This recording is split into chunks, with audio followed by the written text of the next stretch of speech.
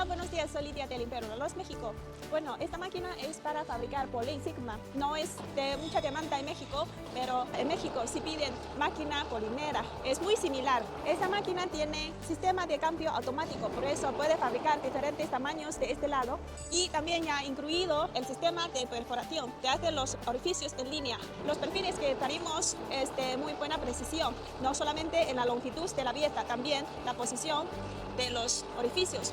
Por eso, si estás buscando algunas máquinas de buena calidad, no se dude hablar con Imperio Roladores México y nosotros les aseguramos que una vez comprando nuestra máquina, la máquina va a funcionar muy bien en la fábrica suya. Es igual como se muestra en el vídeo.